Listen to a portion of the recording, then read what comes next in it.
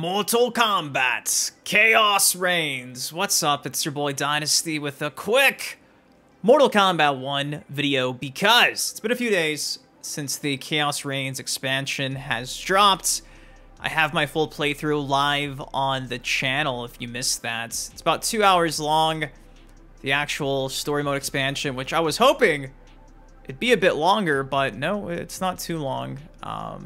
And for the most part, it was what I was expecting it to be. Unfortunately, nothing really shocked me too much because it was a one-for-one replication of everything that I discussed a year ago when Mortal Kombat 1 source code got leaked and the expansion quotes were found in the game via data mines. So going into this, I had the lowest of expectations.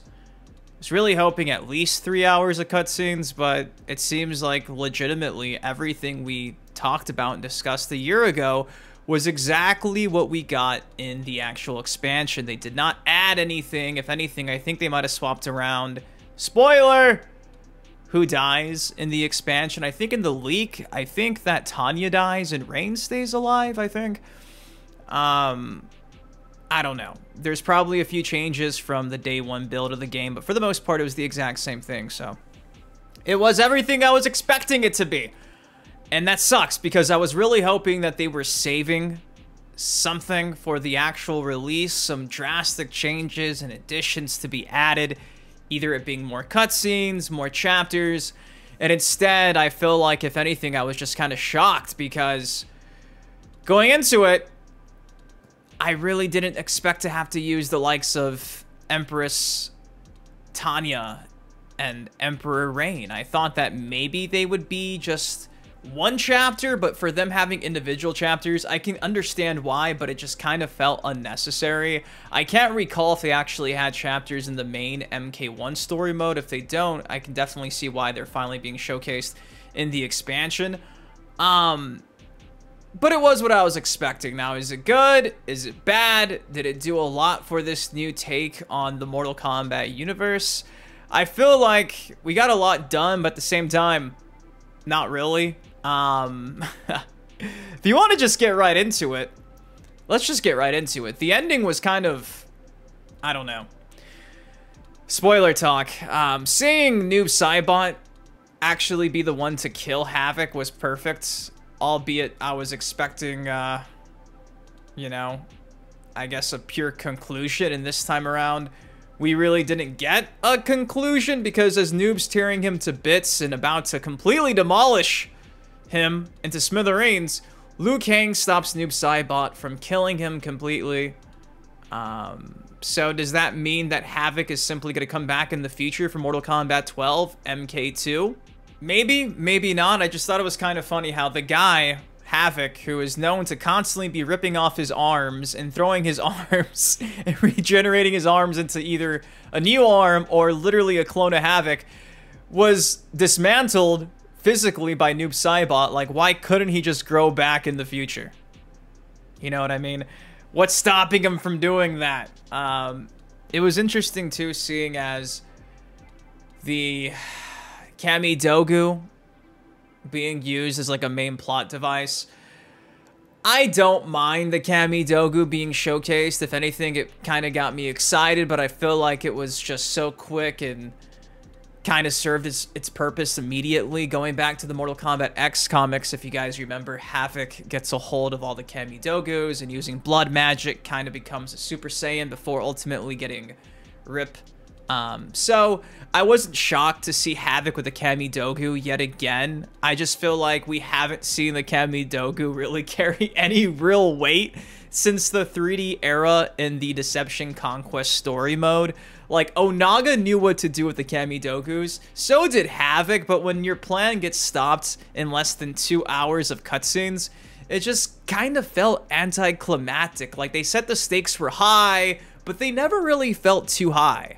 So, again, I just really feel like a lot of this was underwhelmed, and you just throw in the fact that, again, in the background you're seeing some of these cutscenes, seeing all these Havoc Chaos versions of these characters. I don't care for any of these characters, right?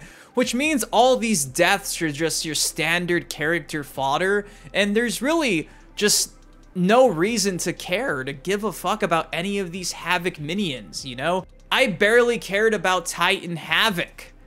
You know what I mean? Like, I barely cared about this new big bad to begin with. So they really didn't establish a reason to really care about anything going on other than the fact that, well, this guy's invading the timelines and he's gonna make sure that Liu Kang's timeline's destroyed. So we must stop. Like, it just felt very standard, very Marvel-esque.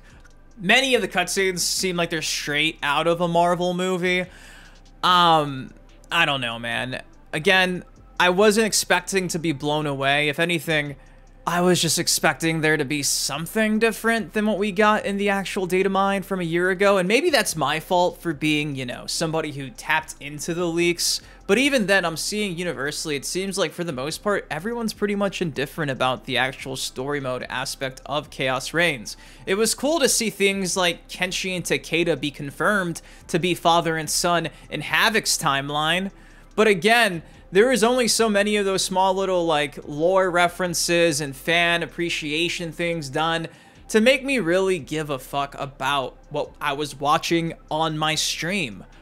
The whole time, I just felt like this was just another season of invasions, and this time the boss was Havoc, and he was up to no good, but by the end of it, we'd stop him, and that's exactly what happened. Some of the positives, I mean, it was cool seeing that Chameleon got some dialogue. That was cool. I think it's not been confirmed who actually did the voice acting, so that was cool. I thought she sounded just like Melina, but albeit pretty neat. I feel like I kept making jokes in the playthrough, like it felt like everybody was trying to ship each other with somebody. Bihan and Sector definitely seem like they're gonna be a thing. Cyrax and Scorpion have a lot of weird tension despite us opening up the cutscenes for the expansion with Harumi and Scorpion being married, which I hope one day they get to get married without it being screwed up and ruined by an invasion. Red Wedding actually kind of happened. Didn't think that we would end the cutscenes without seeing that happen, but no wedding, I don't think, unless I'm forgetting something. I don't think we ever see the wedding actually take place fully. It was interrupted and never really finished. So, were the vows said? I can't remember, and ultimately, that's kind of what I just feel about this expansion. I can't remember. I can't remember. That's what it felt like. It felt like I can't remember. You know, I will say too, you know, it was kind of a cop-out just to have Havoc's Coliseum be like the main area of the expansion as well. I felt like a lot of the assets in the midst of the Coliseum and the maze, it just felt like the Mortal Kombat 11 crypt with all the death traps and things of that sort. It just felt like we were going through a dungeon that was just based off of the Mortal Kombat 11 crypt. I know in the actual cutscenes, like from the beginning of the Chaos Reigns story, you're actually going back to like the Mortal Kombat 11 Cyber Initiative where they make the cyborgs level as well. So they reused a bunch of assets from previous Mortal Kombat games, which I don't necessarily mind, but it was just pretty generic and pretty standard. 1/3 of the entire campaign was us pretty much in Havoc's Coliseum, just using Empress Tanya and Emperor Rain, which had the best looks they've ever had in this game. But again, why should I care about these versions of these characters if they're from another timeline? I really don't care for these characters. It just seemed like a big waste of time to make me play 2 chapters for 2 characters I'll never experience again. I doubt we'll ever see them again. I mean, hell, Rain's dead. You know what I mean? So, again, it just seemed like a waste of time. Another third was the actual wedding at the beginning, and then the final third was the ending, where we see Noob Saibot, who gets defeated by Tanya previously, defeat a Titan. So does that mean that Tanya, Empress Tanya, is more powerful than a Titan and Titan Havoc? Why didn't Tanya just take over if Noob Saibot, who got his ass kicked by Tanya, beat Havoc? You feel me? So little nitpicks like that, it just kind of made none of this worthwhile or seemed to really make any sense in my personal opinion. It was exactly what I thought it'd be. Obviously, it's always going to be really pretty. NetherRealm Studios knows how to make some really nice, crispy cutscenes. I did like the cutscenes that we got with Auron, who they did actually gender swap, just like Sector and Cyrax for some odd reason. It was cool to see Auron. It was cool to see a lot of the Argus talk and stuff like that, Adenia stuff, but for what? You know what I mean? I did like that. I will say a guilty pleasure is me seeing 3D era stuff being referenced, and I did like seeing Auron make a comeback. I did like the whole Stranger Things 11 cutscene where Tanya is like levitating to speak dragon. I thought that was super cool, but again, Tanya and Rain are not even from our multiverse timeline. So again, we're having these characters showcased which have nothing to do with Liu Kang's main era. So what the fuck are we doing? And that's what happens when you over-convolute the story and you just do a fucking Marvel multiverse. And that's what I've been afraid of for a long time, is them just pulling things out of thin air to make it quote-unquote make sense.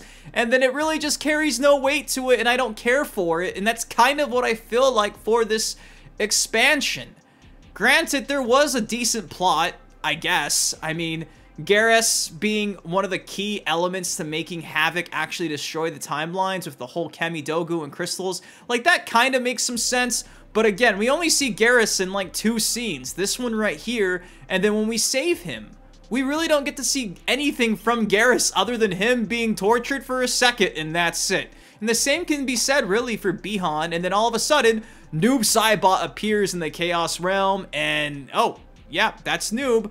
I just feel like they could have actually revealed that a lot better. We could have saw the whole breakdown of how exactly Bihan turns to Noob Saibot. There could have been a whole Darth Vader episode 3, you know, unveiling, where he's on an operation table like a Frankenstein monster. You feel me? Like, I just feel like it was really underwhelming. The way they revealed a few things, I don't know.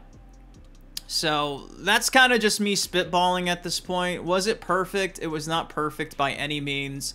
Was it worth the $50 price tag? I mean, maybe. I know the DLC characters in themselves are worth $7, $8, and with that being said, it comes out to being around $7 or $8 for the actual story. When you look at it from that perspective, like the story was only like maybe $10 in the grand scheme of things. I guess it's worth the $10, but when you're paying for all the DLC up front and it doesn't include cameo fighters, I wouldn't necessarily say that you should jump to buying this DLC. I'd say if you want, you're probably better off just going ahead and waiting for this to be discounted, because I'm pretty sure in the next 2 or 3 months this is going to be discounted. They always get discounted, so watch the story mode on my YouTube channel, watch it on YouTube in general, and I feel like you'll get the gist of what I played through, because even playing it, I just kind of felt like it was meaningless, because again, ultimately 2 of the 5 characters you're using you don't care about, and then the other 3, it's kind of just like, oh, Noob Saibot's a thing at the very end, and then it's like, oh, we're at the wedding using the cyborgs. So, yeah, man, I don't know. I was hoping they would surprise me and I'd be knocked off my feet, but I'm really just kind of underwhelmed. By the time it was over, I mean, I really didn't remember anything. And I feel like the trailers leading up to the actual launch of this just spoiled most of the main plot points and stuff. The cinematic trailers ruined so much of this. I feel like a lot of the cool cutscenes were actually showcased all throughout the marketing. So, in that regard too, it was kind of underwhelming. So, yeah, I gave it a 6.5, 7 out of 10. I guess it's worth it if you just kind of want to see what's going on with Mortal Kombat potentially into the future, but the ending was just so stupid. I hate how we have no confirmation if Havoc is dead. Where is Havoc? Liu Kang interfering again, stopping Noob Saibot from killing him, I think is so dumb. I understand that, you know, Liu Kang wants to do everything the quote-unquote right way, but he's kind of got a bad track record at this point when it comes to his decision-making, so I don't know. I did like this scene right here, seeing the Kamidogu come out of the actual, like, these, like, little tower holder thingies. You know, it's very reminiscent of the actual Onaga stage from Mortal Kombat Deception 3D era, them on these platforms here. It made me very, very excited and hyped. You can't really tell in the bottom left in my initial playthrough, but I was actually really, you know, happy to see they had small little references to the previous games, but outside of just a couple of that, man, like, it was what it was. Like, why do we get World War II Johnny Cage talking about battling Hitler? Like, why was World War II Johnny Cage in here and not just another random Johnny Cage? Why do we have World War II Johnny? Like, what sense was it to even create that character? What was the reasoning for a World War II Johnny Cage from the 40s? What reason was that? Who at NetherRealm Studios was like, you know what? We just want to drop Hitler's name for some odd reason in a Mortal Kombat game. Because all he was doing was being our typical Johnny. For real. Which I don't mind, but I just don't understand why. You know what I mean? Like, that just seems like it's completely out of left field. You throw a soldier into Chaos Realm. And again, on the positives, I thought it was cool seeing how in the Chaos Realm, there was some type of, like, respect towards water, because back in the 3D era Conquest game days, there's the whole side quest where Shujinko is actually trying to make sure Chaos Realm has water because they worship the water. So I did think it was cool, again, how there was some little small fan service like that, but it was few and far in between. And honestly, Scorpion's just here the whole time, but was he really necessary? What was Scorpion's entire reasoning for being in this actual expansion? Just to give Cyrax a hard time? It's really all it came down to, and again, it just made me feel like he doesn't love Harumi and he just secretly wants to, you know, hook up with Cyrax or something. So, that's my honest thoughts on the expansion. I forgot about it in T-minus fucking 5 minutes. It was what it was. The ending was pretty whack, and there was really no resolution. I hate knowing that Noob Saibot is just in some type of fucking capsule like the Master Chief in like a cryo chamber, and Liu Kang's just like, it's may take years to fix him. So again, what's to stop Noob Saibot from cracking that fucking glass open and just being a douchebag again? And it sucks because it seemed like throughout this, like, Bihan was being saved. You know, redemption for Bihan. Bihan not an asshole. Maybe him and his brother can squash the beef.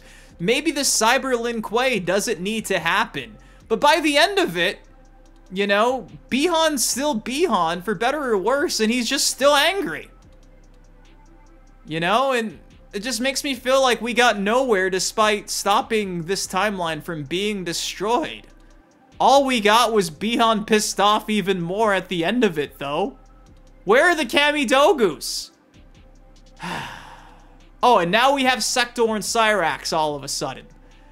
So in that regard, it was a good introduction for these three new, I guess 2 new characters and 1 new take on an old character, but I don't know. Was it worth $10? Probably, but if you're expecting to be blown away and it's worth 50 bucks, I would say to save your money and wait for it to be discounted. And also, Sector is fucking mad the entire time. The resting bitch face is so annoying. She's never in a good mood, ever. By the end, she kinda mellows out, but not really. And by the way, if you're seeing me constantly having to do a transition, it's because I'm watching this with my ads, so the ads keep popping up, and I want you guys to see the actual cutscenes.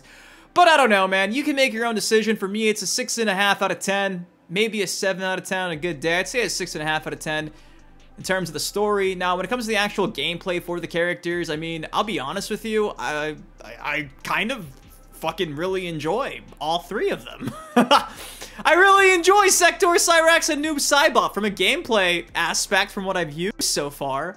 I honestly think they did a pretty decent job in that department. This new take on these old school characters. The stages are nice. NetherRealm knocked out the stages. The actual update brought online practice, which was a nice addition. Powers of Time is more content, but I don't know, man.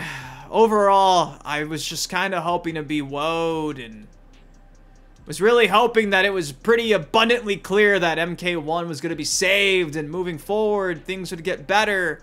If anything, I just have more questions from the actual story mode aspect, and I'm still waiting for online lobbies. We'll see what happens. It was what it was.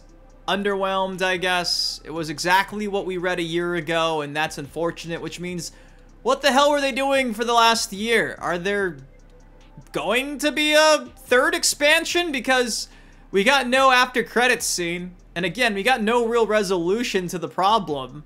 We don't know if Havoc is truly being pushed away forever, if he's going to come back. I don't know. Ultimately, I'm just left with more questions. I really did like this scene too. This whole like Outworld marketplace, but this time it's the Chaos Realm marketplace. Reminds me a lot of like the MKX story mode that the Combat Kids had way back in 2015. I like the world building. I feel like we should get more stuff like this, and it's a shame that it's behind a paywall. I feel like this does a lot for the actual, you know, world building of video games, especially fighting games like Mortal Kombat. I feel like if we saw more, you know, shit like this, I could get behind it, but ultimately, again, we just got stuck in a coliseum for literally a third of the entire thing. I wish we got more shit like this, but we really didn't. We just get to see a bunch of Havocs cheering as we fight for our lives in a maze until the very end. So, guys, that's my take on the story. I thought it made no sense by the time it was over. And, yeah. There you go. Again, that's just my opinion. You don't got to agree with me. If you do, hey, that's awesome. If you don't, hey, that's awesome. But I just wanted to sit down and kind of just be real with you guys. I don't think it was necessarily better than the DLC expansion we got back in Mortal Kombat 11. I feel like that Aftermath expansion was slightly better. But, you know, that's just my humble opinion. Now, I ask you in the comment section down below, what do you think of Chaos Reigns? Did it surpass your expectations? Were you underwhelmed? Let me know your thoughts in the comment section down below. If you enjoyed the video, do me a solid. It takes you a second. Drop a like on it. Again, if you want to see my full live reaction to this, it's on the channel.